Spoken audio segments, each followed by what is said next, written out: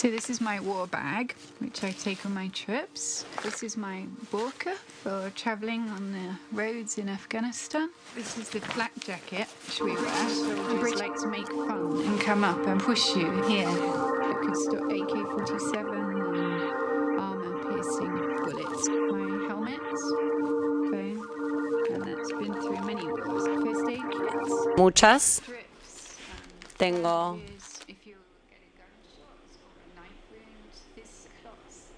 Tengo distintos artículos, tengo un medicamento que detiene o que permite que coagule la sangre. Bueno, este es mi bolso. Muchos me preguntan cómo es llevar un bolso a misiones de periodismo corresponsal de guerra. Cuando llego al avión ya empiezo a pensar en la historia. Era muy joven cuando fui a Afganistán. No tenía ni idea de lo que hacía un corresponsal de guerra. Me había llevado perfume en el bolso. Me había llevado un libro de Rudyard Kipling. Me enamoré con Afganistán desde el primer momento cuando llegué.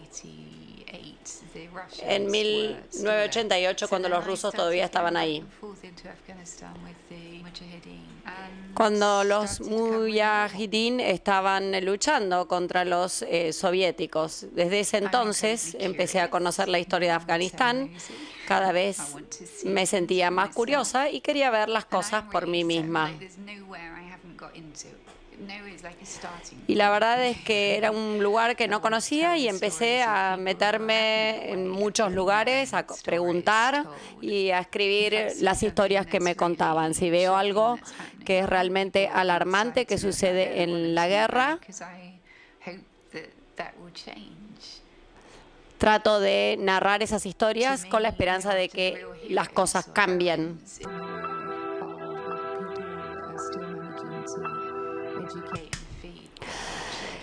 Además, me interesan mucho las historias de las mujeres que se las arreglan para educar y alimentar a sus hijos en épocas de guerra. En el Reino Unido tenemos mucho interés, en general, en las noticias extranjeras. También tenemos una tradición de noticias extranjeras y ver qué es lo que está pasando en el mundo. En cierto sentido nos hemos convertido también en un objetivo. Si un soldado muere en Afganistán y es de nuestro país, nos sentimos también en el blanco. Y también en el Sunday Times hemos perdido a una periodista en Siria y nos sentimos afectados por eso. Lo más sorprendente que me pasó es poder estar en el campo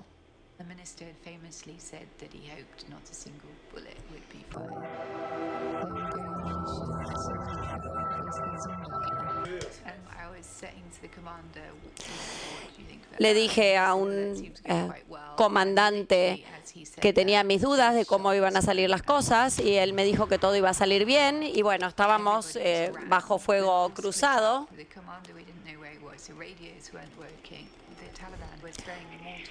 Era una batalla contra los talibanes y era impresionante estar allí con todo el sonido, los ruidos de la guerra, las ametralladoras. Pensaba en mi familia, ese fin de semana sería el cumpleaños de mi hijo y yo tenía que tratar de llegar, pero estaba muy lejos. Me preguntaron si podía utilizar una pistola. De ahí me di cuenta que las cosas eran realmente graves y que podía llegar a morir ahí, en ese campo. Realmente no quería morir ahí. No quería terminar mi vida en ese lugar. Y nadie salió lastimado. Fue sorprendente. Esto fue un miércoles, un jueves, y pude llegar para el fin de semana. Y entonces pude también escribir la historia para el periódico. Y cuando llegué me fui a comprar el jamón y el pan para los sándwiches del cumpleaños de mi hijo. Es increíble pensar que hacía unos pocos días había estado en un escenario de una batalla y ahora estaba en un lugar tan distante, en una situación tan diferente. Este es el tipo de historia. Uno conoce a héroes y a heroínas maravillosos y bueno, en el Sunday Times me dieron 5 páginas y se le dio mucha importancia a esta nota para que se tomara conciencia de la guerra y esto también podía llevar algún mensaje a los parlamentarios y puede llegar también a definir la agenda, que se cuestionen algunas cosas y al final fue un llamado de atención. La verdad es que no me gusta la historia del corresponsal de guerra que llega, que viene alcoholizado, drogado y se la pasa en un bar contando historias de la guerra. Pero la verdad es que es adictivo ir en estas misiones, lo admito, a mí me interesa mucho. Y tengo una gran curiosidad, un gran interés y mientras sienta tanto interés voy a seguir yendo. Bueno, buenas tardes. ¿Qué tal? Bienvenidos a todos. Good Mi nombre es afternoon. Silvina Egui, yo soy una de las organizadoras de Basado en Hechos Reales y estamos muy, pero muy contentos de que Cristina Lam esté con nosotros como una de las invitadas internacionales que traemos en esta edición del festival y más contentas de que María O'Donnell la entreviste.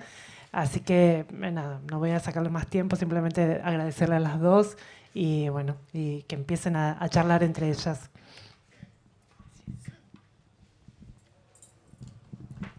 Bueno, buenas tardes. Nosotras charlamos en inglés, traducen. Sí. Ok, entonces yo voy a estar haciendo la entrevista con Cristina en inglés. Porque va a fluir mejor que si vamos cambiando de idioma, así que les pido disculpas, pero va a ser mejor a la larga, con lo cual los que no hablen inglés es mejor quizás que busquen los equipos de traducción, porque vamos a ya alargar en inglés. Bueno, gracias a todos por haber venido, muchas gracias sobre todo a las organizadoras por darme el gusto de poder entrevistar a Cristina, una de las más grandes corresponsales de guerra. So, nice to meet you. It was nice. Thank you. Great opportunity to be able to interview Cristina. Es una gran oportunidad watching the entrevistarte, film, one really Cristina. feels how passionate you are about your job, but Mirando especially este about video uno covering se da war. cuenta de toda la pasión que sentís por tu trabajo y sobre todo por la cobertura de guerra. Nos has mostrado lo que llevas en el bolso, pero ¿qué es lo que realmente hace falta para ser corresponsal de guerra? Es una buena pregunta. La verdad es que yo nunca me propuse ser corresponsal de guerra, sucedió por accidente. Yo lo que quería era escribir novelas, en realidad. Bueno, es una historia larga, pero a mí me invitaron a un casamiento en Pakistán y me enamoré del lugar y me decidí a ir a vivir allá. Y cuando hablé con editores extranjeros y les dije que me interesaba cubrir Pakistán, me dijeron que estaban interesados no tanto en Pakistán, sino más bien en Afganistán, que había sido invadida por los rusos. Esto estoy refiriéndome a la década de los 80.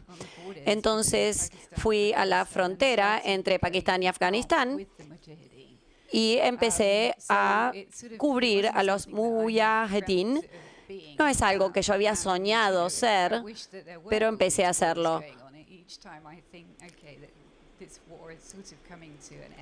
Y yo, en mis primeras misiones, empecé a pensar, ojalá esta guerra terminara, y las guerras no terminaban. Y bueno, también pasó en Irán, Siria, Libia. Realmente yo quería poder llegar a esos países cuando no estuvieran en guerra, poder visitarlos, no como corresponsal de guerra, sino como una persona que visita cualquier otro país. La verdad que a mí no me interesa tanto, algo vieron en el video, a mí me interesa más la gente y cómo transita la guerra, cómo continúan con sus vidas, cómo siguen educándose, alimentando a los hijos y protegiéndolos, y sobre todo las mujeres. realmente me interesa cómo se hace eso cuando uno está al borde. Cada vez que uno sale no sabe si va a poder volver a su casa. Entonces, son historias humanas, que es lo que a mí me interesa transmitir. Sí, cómo se vive durante el tiempo de guerra. En el video comentas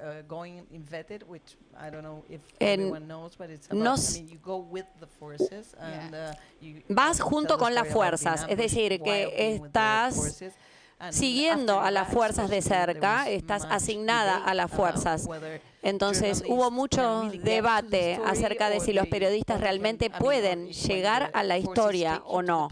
Cuando las fuerzas te llevan al lugar, uno cuenta la historia que les muestran las fuerzas en una guerra, ¿no? Hay como un cuestionamiento. La verdad es que yo no soy gran fanática de estar incorporada a las fuerzas. La verdad que cubrí muchas otras misiones en donde no estaba incorporada y cubrí muy naturalmente. Pero es muy difícil cubrir una guerra de esa forma. Yo fui con un fotógrafo, teníamos un auto y vivíamos en el auto durante semanas. Y a veces nos dimos cuenta que estábamos más allá de la línea del frente porque no teníamos información. O sea, por ignorancia, porque no estábamos junto con las tropas, estábamos más allá de donde debíamos estar. Entonces, uno puede cubrir distintos ángulos. En forma independiente puede hablar con la gente y ver cómo está experimentando. Pero eso también es parte de la historia, los soldados. ¿Cómo experimentan todo esto? Yo estuve en un viaje con el régimen de los sirios, en donde la gente criticaba a los periodistas por lo que hacían y decían que era propaganda, que no debían hacerlo así. Pero la verdad que es parte de la historia. Están lado a lado con los soldados y deben contar las historias de lo que ven, desde el punto de vista en particular de las personas a las que están acompañando. Entonces, hay un problema cuando los periodistas se incorporan a las tropas, porque uno depende de ellos por la supervivencia. Hay casos en los que los periodistas han sido utilizados para fines de propaganda y obtienen información y la información a veces no es correcta, o que ven algo terrible que sucede, por ejemplo, abusos que están realizando las tropas y lo reportan porque están quedándose con ellos. Tal vez la prensa estadounidense tuvo ese problema con Irak particularmente, con este tipo de conflictos. Ahí es cuando surgieron justamente, sí. Sí, ha sucedido también con Afganistán.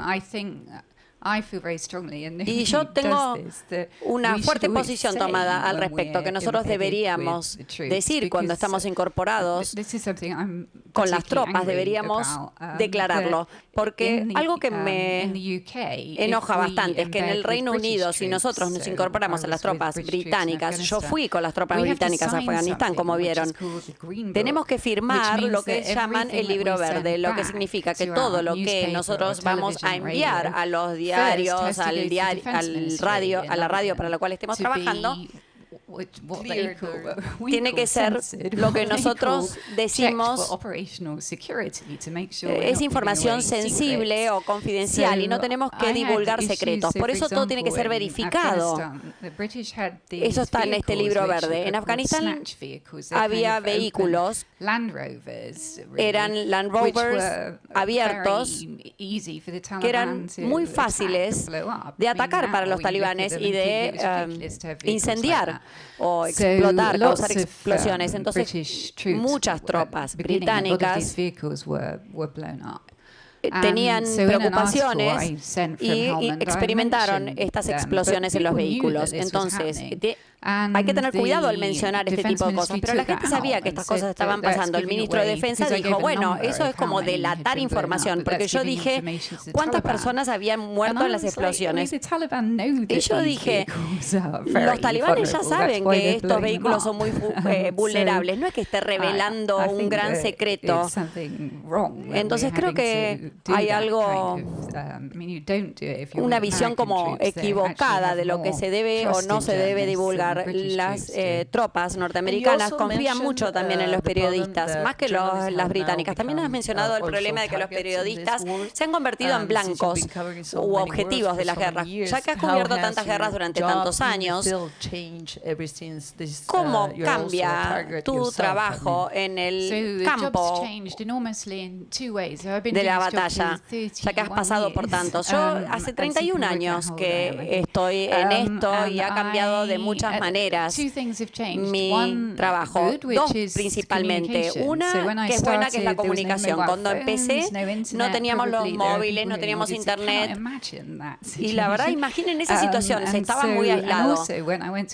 Y cuando fui a Afganistán, ni siquiera había teléfonos, una forma directa de comunicarse. Tenía que volver a Pakistán para enviar la historia que había escrito, el artículo, y tenía que pasar por una operadora internacional que podía discar al diario, o tal vez se podía utilizar el telex, que es algo que ya no existe, que está en los museos. Entonces fue un proceso realmente largo. El 90% de mi trabajo al principio era la logística, encontrar formas de poder enviar la historia al diario. Y al momento en que llegaba la historia, o cuando escribía la historia, ya había cubierto durante mucho tiempo la situación en Afganistán. Así que se sabía muy bien la situación, todo el mundo conocía la situación, pero hoy con un teléfono satélite uno puede estar en la cima de una montaña, en un desierto, en Irak, por ejemplo, y enviar la información en tiempo real, en el mismo momento en que están sucediendo las cosas. Y así es como también se cometen errores, que también los vemos con cada vez más frecuencia. Entonces, otra cosa que ha cambiado es el peligro. Y nosotros somos objetivo, somos blanco. Somos parte de la línea del frente, y cuando comencé como periodista nos consideraban observadores objetivos, según el Acuerdo de Ginebra, respetados por ambos lados del conflicto, porque estábamos haciendo un trabajo ahí. Y si algo sucedía a colegas, la gente decía, bueno, sí, es la guerra, es peligroso.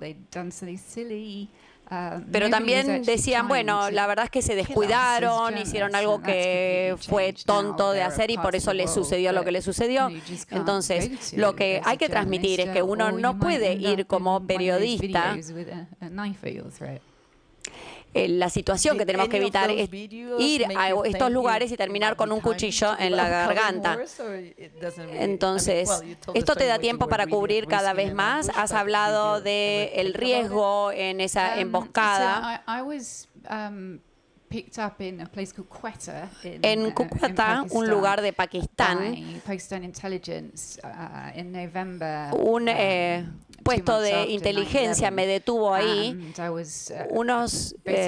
en el año 2011.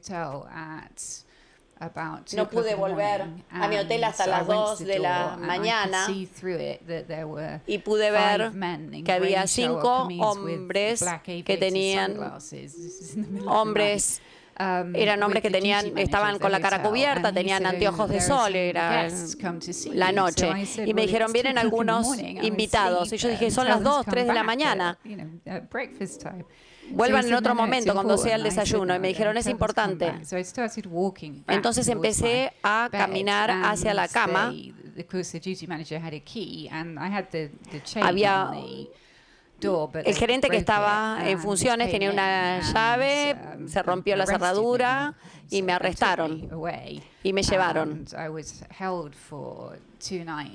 Y me mantuvieron durante 2 días. Me detuvieron 2 días, pero la verdad es que no estaba asustada, estaba enojada porque me había pasado esto. Yo no quería que me llevaran a otro lugar. Yo quería seguir haciendo lo mío. En ese punto habían matado a Nguyen, y un periodista, Daniel Paul, también lo habían detenido. Él había ido a entrevistar a las mismas personas que yo había entrevistado hace un par de meses, y tal vez recordarán que terminó siendo asesinado en un video con un cuchillo en la garganta. Entonces, al ver eso, realmente me hizo pensar que si me hubieran encontrado después de eso, hubiera estado en la misma que él. O sea, que de cierta forma me habían resguardado de esa situación. Pero sí estuve en un lugar en donde hubo una bomba suicida. Estuve en un bus. 150 personas resultaron muertas en este incidente y yo sobreviví. Realmente soy muy afortunada. He tenido suerte muchísimas veces, espero que no se me acabe. Como corresponsal de guerra, uno siempre tiene esperanza, pero también es bastante supersticioso y piensa que, bueno, que la suerte viene en cierta cantidad y que tal vez todavía no se nos tiene que terminar. Bueno, por suerte lo lograste. Además de cubrir las batallas y los conflictos, también te tomás el tiempo para escribir libros. Sos una actora, una escritora reconocida. Antes de Soy Malala, el libro sobre la ganadora del Premio Nobel de la Paz. Malala es el personaje de uno de tus libros. No es el último libro, pero ella ganó el Premio Nobel de la Paz.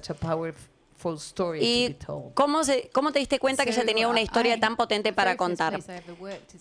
El primer lugar en donde trabajé como periodista fue Pakistán. Y tenía una relación amor-odio, pero también ahí tuve las mejores experiencias y las peores en Pakistán. Pero bueno, es como mi segundo hogar, ya lo siento así.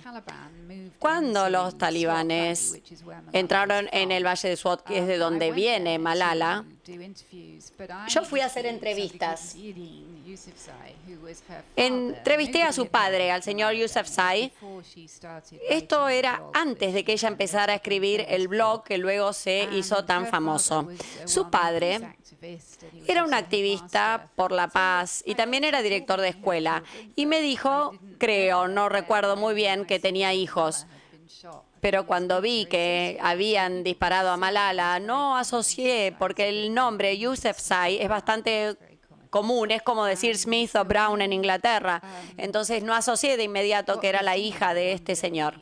Un día me mandaron un email en el 2013 y lo recibí de un agente que estaba trabajando con Malala y me preguntó si yo estaría interesada en escribir este libro. Por supuesto, dije que sí, que realmente me parecía muy interesante. Bueno, ella estaba en Birmingham en ese momento, que recién había salido del hospital, y vivía en un departamento del 10º piso, en un edificio, y cuando tomé el ascensor había un señor que me estaba esperando, un señor bajo, con bigote, y le dije, lo reconozco, sí, soy el papá de Malala. Soy Sidi, el mismo hombre que yo había conocido. Y él se acordaba que yo lo había entrevistado y sabía que yo había escrito un libro que fue bastante controvertido en Pakistán y él le había gustado mucho el libro que yo escribí, por eso se acordaba de mí, por eso me buscaron. Entonces me senté con ellos, vino Malala, se sentó al lado mío, me dijo que me sentara al lado, porque cuando le dispararon perdió la audición de uno de sus oídos. Se le había dañado el tímpano. Entonces me dijo que me sentara del otro lado, donde podía oír bien, y era interesante escuchar a esta persona de 15 años que en cierta medida me estaba evaluando para saber si yo era la persona correcta para escribir su historia. Pero la verdad es que me impresionó muchísimo. Ella demostraba muchísima pasión, muchísimas ganas de interactuar. Y ella le dispararon cuando iba a la escuela, porque ella no se detuvo. Ella continuó con su causa. Yo cubrí historias en distintos países. Yo he visto a madres que continúan con la educación de sus hijos y lo que realmente marca la diferencia en un país es cuando las chicas, cuando las jóvenes son educadas, cuando tienen la posibilidad de ir a la escuela. Por eso es maravilloso que ella tenga una plataforma en la cual hace campaña y proporciona una forma muy abierta de hablar de esto. Ella nació en el 97, Malala, y vivió o atravesó un cambio increíble en Pakistán, porque después del 11 de septiembre, Pakistán se volvió mucho más radical con el Estado Islámico. Pero cuando yo había ido en los 80, era un país bastante moderado, en realidad, y los extremistas eran una pequeña minoría que la gente, la verdad, los trataba como locos. Pero ese cambio que tuvo el país manifestó un punto de vista mucho más amplio, anti-occidental, anti-estadounidense, anti-Reino Unido. Entonces, estaban utilizando... Malala creció a través de todo este cambio, vivió todo este cambio mientras ella se desarrollaba o mientras ella fue creciendo. Y fue un gran privilegio poder estar con ella. Y lo bueno de escribir el libro fue que pasé mucho tiempo en su casa con su familia. Después se mudaron a una casa. Tiene 2 hermanos menores. Y también la vi como persona. Y no una figura que es impresionante, sino Malala, la joven que se pelea con sus hermanos y que le gusta ver tenis, le gusta bailar. Es una chica que tiene los pies bien sobre la tierra. Bueno, ganó el Premio Nobel de la Paz y mi hijo en ese momento, la verdad es que él sabía que yo estaba pasando todo el tiempo con Malala, así que me dijo, ¿cómo es que Malala ganó el Premio Nobel de la Paz y siempre se está peleando con su hermano? La historia se hizo conocida en Pakistán en el momento en que a ella le dispararon. Ella se hizo conocida en Pakistán porque ella estaba pronunciándose en contra de los talibanes que no les permitían a las chicas ir a la escuela en su zona y empezó a hacer campaña, a manifestar. Entonces, muy pocas personas en Pakistán tenían el valor de enfrentarse a los talibanes y una mujer cristiana estuvo encerrada y acusada de blasfemia, que es algo que utiliza Pakistán mucho como para encerrar a la gente, y después de años fue liberada. Pero hay muchos extremistas que decían que no debía ser liberada y que había muchas manifestaciones. Entonces es muy difícil en Pakistán hacer demostraciones o defender los ideales. Y de repente salió esta chica, esta adolescente, que empezó a hablar de los derechos de las niñas a la educación. Entonces hablé con el padre. Yo no sé si él no la puso en riesgo porque ella tenía todas estas amenazas y ella seguía hablando por la educación que había recibido de su padre. Tal vez la deberían haber hecho callar para protegerla. Pero el padre dijo, nunca me imaginé que los talibanes iban a disparar a una joven, que ella iba a ser un blanco. Entonces, ¿cómo es escribir un libro cuando alguien te pide escribir un libro? Porque está bueno elegir las historias que uno quiere narrar, pero acá las buscó un editor y terminaron siendo coautoras con Malala. Entonces, cuando alguien nos da una consigna, ¿cómo es escribir eso? El personaje principal de la historia, el protagonista, tiene algo para decir también. Entonces, ¿cómo interactúa con el escritor? La verdad que fue mucho más fácil de lo que yo pensaba. Malala tiene una voz muy particular. No es tan difícil escribir de la forma que ella habla. Nosotros conversamos mucho. Había algunas cuestiones. Por ejemplo, su padre quería nombrar en el libro a todos los que les habían dado algún tipo de ayuda. Los que les habían llevado con el auto a algún lugar, él quería incluirlos en el libro. Había cientos de personas a las que él se sentía agradecido y quería incluir en los reconocimientos. Y muchos habían contribuido a algo muy pequeño. Entonces eso era una particularidad. Por otro lado, teníamos historias muy interesantes de la aldea en donde las mujeres hacían ciertas cosas en un lugar tan conservador. Por ejemplo, niñas que habían sido forzadas a casarse desde muy pequeñas. Entonces Malala me contó estas historias y yo pensé, debo escribir eso. Pero tal vez no, porque a la familia no les guste que no les va a gustar que se revele todo esto y va a ser un problema muy grande. Entonces, si la mamá no quiere que la niña aparezca en el libro, eso también es un problema. Entonces hay familias muy conservadoras y hay que ir jugando con eso. Había una niña que no estaba alfabetizada. Yo me quedé mucho en la casa de Malala, fue maravilloso hacerlo.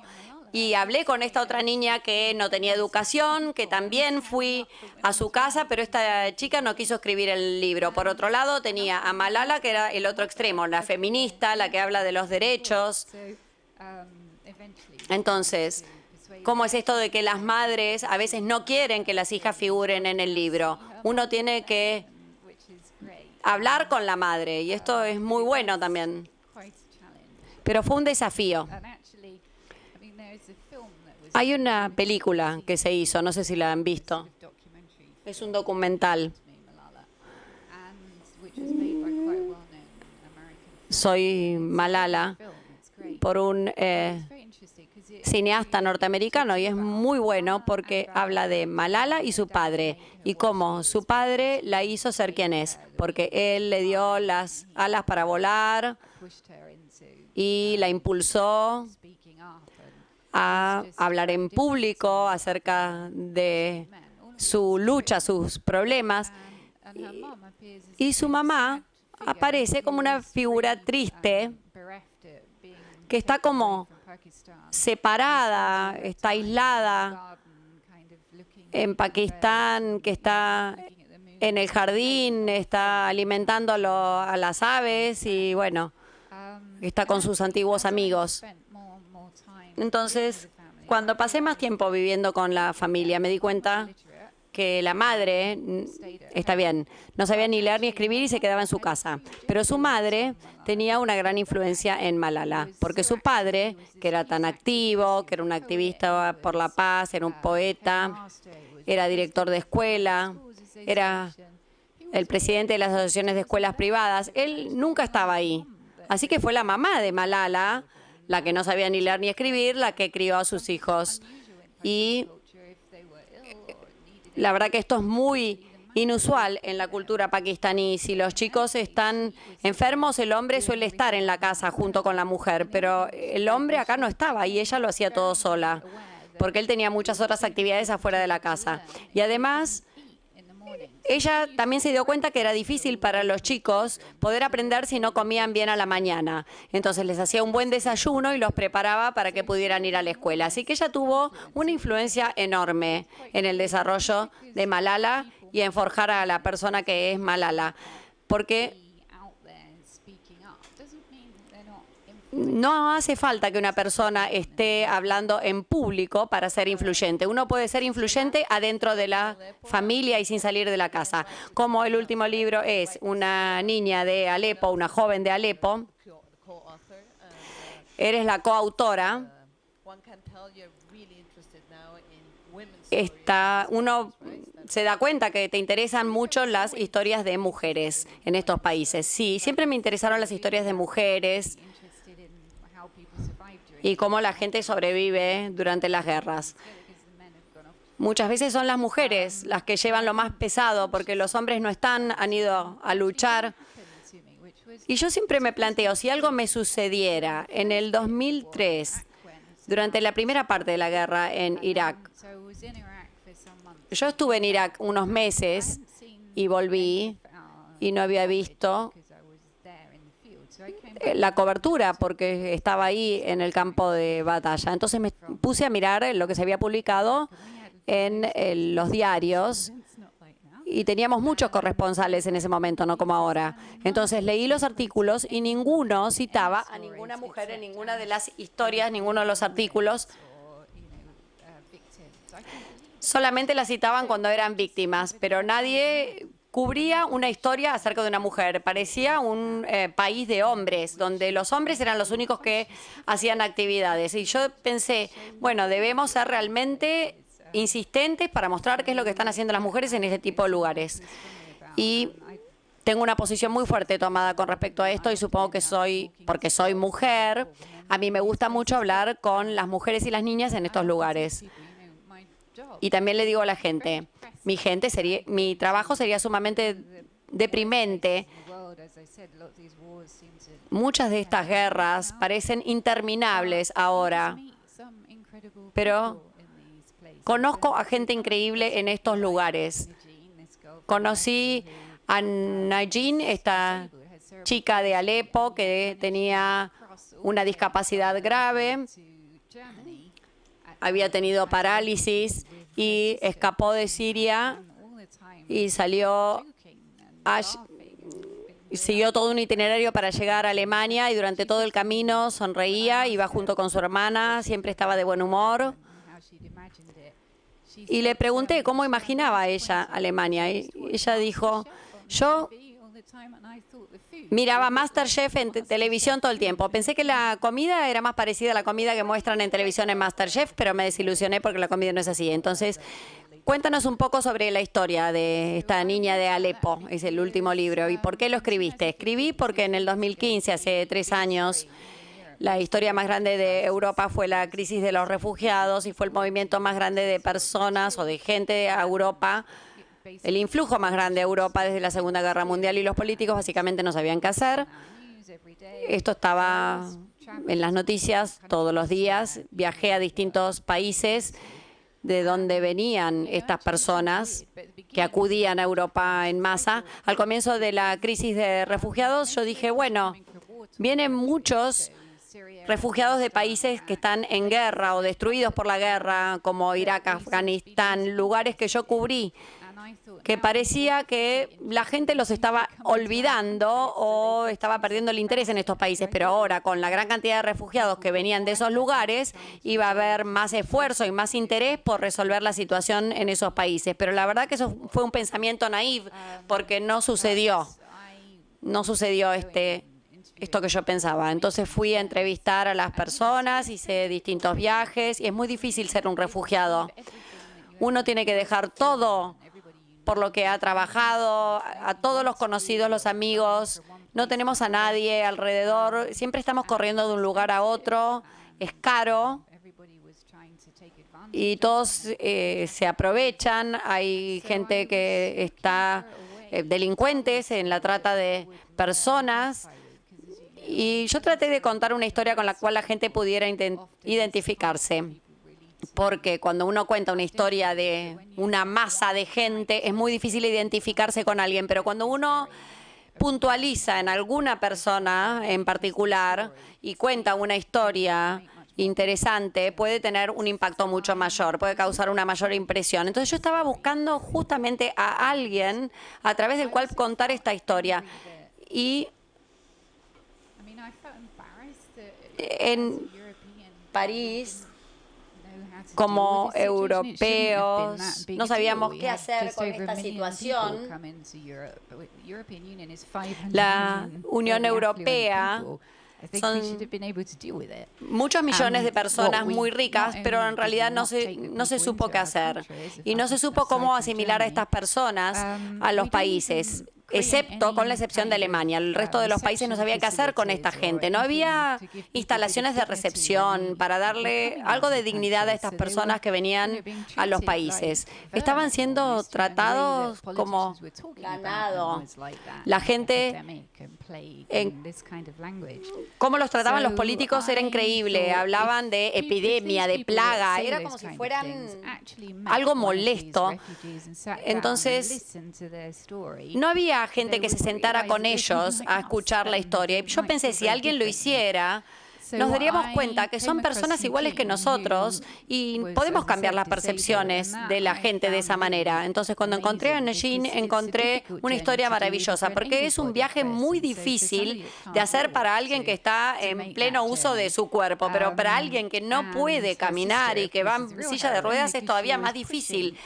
Y también para su hermana era muy difícil, porque ella le estaba empujando la silla de ruedas todo el tiempo. Y la verdad es que era un personaje maravilloso porque hablaba un inglés muy fluido, tenía 16 años, era de Alepo, nunca había ido a la escuela, vivía en un departamento en un 5º piso en donde no había ascensor, no había forma de salir, y vivía encerrada. Básicamente había sido una prisionera de ese departamento y lo único que hacía era mirar televisión día y noche. Esa era su única actividad. Y estaba obsesionada con el fútbol. Es una fan de Barcelona y le encanta Messi. Lo mejor que le pasó cuando salió el libro, Messi la invitó a ver un partido y tuvo la oportunidad de conocer a Messi. Y eso fue maravilloso, ella estaba maravillada con esto. Entonces ella lo único que hacía era mirar series norteamericanas. Days of Our Lives es una novela que es la verdad horrible, pero bueno, era lo que ella podía mirar y aprendió un inglés maravilloso de mirar eso. Y también miraba muchos documentales en National Geographic y se volvió obsesiva acerca de todo lo que tenía que ver en el espacio y quería ser astronauta.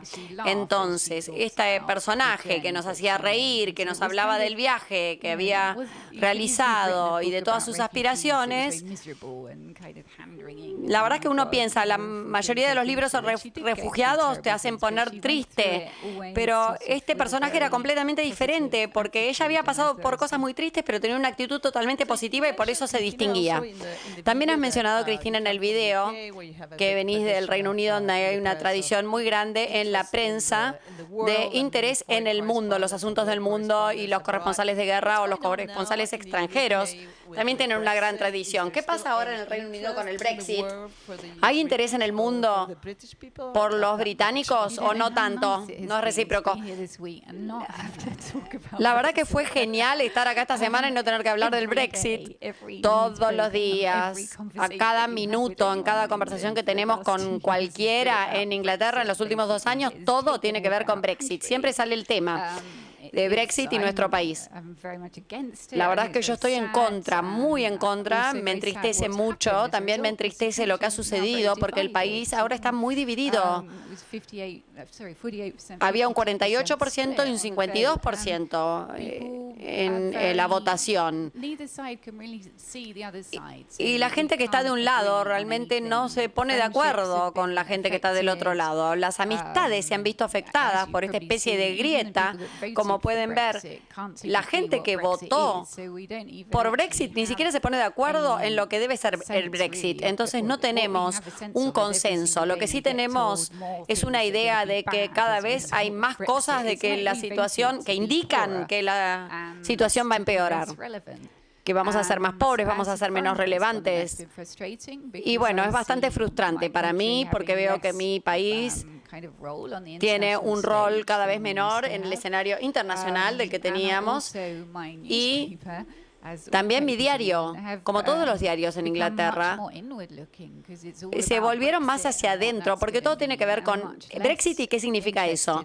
Estamos menos interesados en el resto del mundo. Ha sido sumamente frustrante. Por supuesto que estamos además atravesando tiempos económicos muy difíciles en donde la cobertura económica es la mitad de lo que era antes de Brexit. Y también te has arreglado para escribir libros, para ser corresponsal de guerra y criar a tus hijos. ¿Cómo se hace todo eso?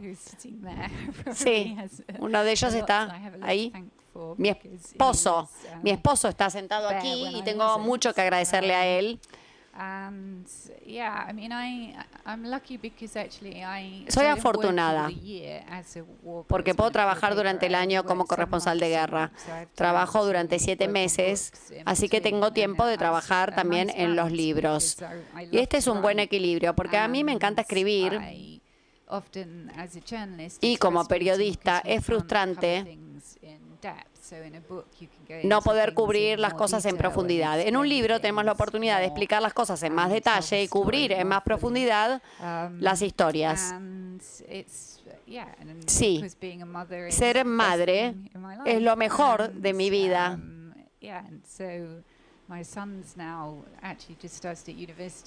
Mi hijo está por empezar la universidad y ha escrito la primera historia, el primer artículo para el diario de la universidad. ¿Alguna vez te ha pedido que dejaras tu trabajo o que dejaras de ser corresponsal, que renunciaras a ser corresponsal de guerra? No, es lo que siempre hice. Hubo momentos difíciles después del 11 de septiembre. Mi hijo era muy chiquito y la única forma de llamar era a través del teléfono con satélite.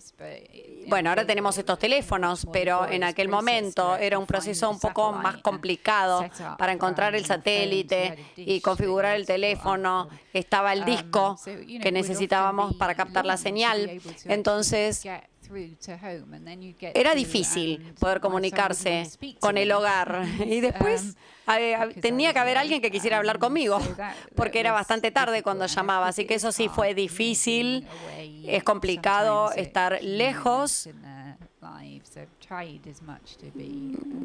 Uno trata de estar en casa lo máximo posible y estar en tema, pero bueno, hay distintos puntos de vista. ¿Sabes cuál va a ser tu próximo destino? ¿A dónde vas a ir? ¿O sobre qué vas a escribir? ¿Cuál va a ser tu próxima asignación? Estoy trabajando en un libro sobre violencia sexual en guerras en distintos países y tiene que ver con la lucha por la justicia. Como dije antes, uno también encuentra gente que hace cosas positivas en lugares en donde están pasando muchas cosas malas. Entonces, hay mucha gente maravillosa que busca la justicia. Y también aquí, ¿por qué no? Ustedes tienen una gente maravillosa que hoy fui a la mañana a la ESMA y la gente ha tenido una intención, un propósito, una voluntad maravillosa de hacer justicia. Y esto se ve. Y hay muchos lugares en donde no se hizo justicia y la verdad que me alarmó mucho que la primera condena por violación en guerra fue hace 20 años y es algo que viene sucediendo en las guerras y en los conflictos desde hace muchísimo tiempo. ¿Y por qué solo hace 20 años hubo la primera sentencia o la primera condena? Ha habido muy pocos casos de condenas exitosas. Entonces existe esta sensación de que no es tan importante como matar. Violar no es tan importante como matar, pero la gente que sufre, las mujeres que sufren esto, lo sufren por el resto de sus vidas. Y debería hacerse justicia. Por eso estoy trabajando en este tema. Y creo que mi próximo viaje va a ser a la República Democrática del Congo. Es interesante que menciones a la ESMA, porque las mujeres que fueron violadas en la ESMA, muchas fueron violadas y no hubo ningún tipo de condena por violación. Hubo por tortura, por secuestros. Pero hay gente que está presionando para que se reabran los juicios y se reexamine los problemas de las violaciones, los delitos de las violaciones. En la ESMA no hay mención de la violencia sexual, pero se está hablando de lanzar una exhibición en marzo, una exposición en marzo. Sí, es verdad. No está tan presente ese tema. El movimiento feminista aquí es muy importante, es muy fuerte, pero muchas veces tendemos a ver cómo las feministas del mundo occidental, cómo ven a las mujeres en el mundo musulmán.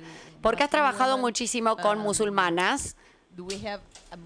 ¿Tenemos un modelo que pensamos que tiene que ser para todas, respetamos que puede haber diferencias culturales, por ejemplo, o queremos que luchen por los mismos derechos, sin importar la religión que tengan. El año pasado ha sido un momento muy interesante. Como mujer he visto muchas manifestaciones de mujeres que se han decidido a hacer oír su voz, hablar en público en forma muy potente y pudieron hacer realmente lo que querían y decir que no tienen que rendir cuentas de poder hacer lo que ellas quieren con su propia identidad, su propio cuerpo. Entonces, en el mundo occidental, cuando uno piensa en lo que está pasando en esta parte del mundo, hay muchas mujeres que no tienen acceso a los medios y a los abogados en el mundo oriental. En el movimiento Me Too, las mujeres tienen acceso a todo eso. Entonces, las mujeres que están en la otra parte del mundo que no tienen tanto acceso, creo que se comete un error. Yo, cuando hablé del tema de Malala, hay mujeres que no han sido educadas o que han sido mantenidas detrás de los cortinados o recluidas en sus casas. La gente piensa que no tienen puntos de vista, que no tienen poder, no tienen influencia, pero esto no es cierto para nada. Es totalmente equivocado. Cuando uno va a hacer